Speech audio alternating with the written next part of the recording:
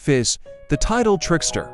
In ages past, the oceans of Runeterra were home to civilizations far older than those of the land. In the depths of what is now the Guardian Sea, a great city once stood. It was here that the Yordle Fizz made his home.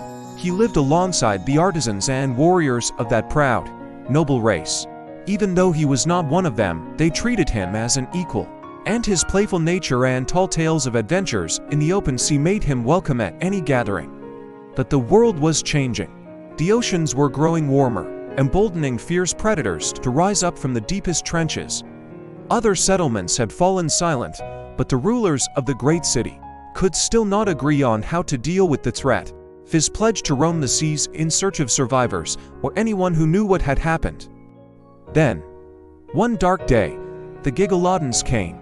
These huge dragon sharks stunned their prey with fell shrieking. Follow for part 2, and the avenues of the great city were soon clouded red.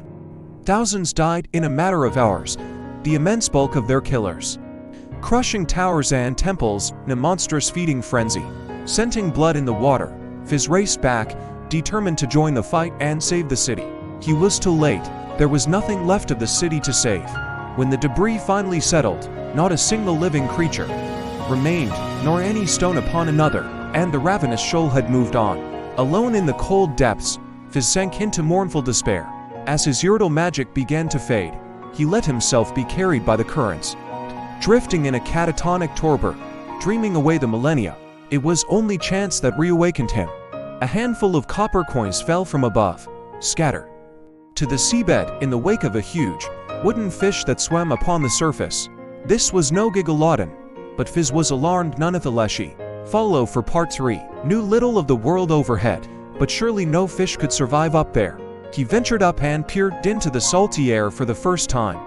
There were people who lived outside of the water and sailed in wooden fish of all sizes.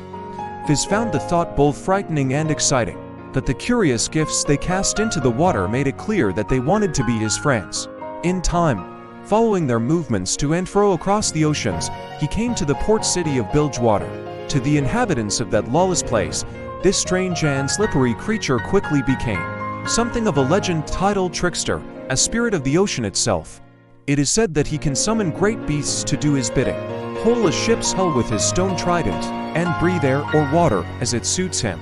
Many a misbehaving child has been warned on a moonless night, go quickly to sleep, or the trickster will come and feed you to the fishes.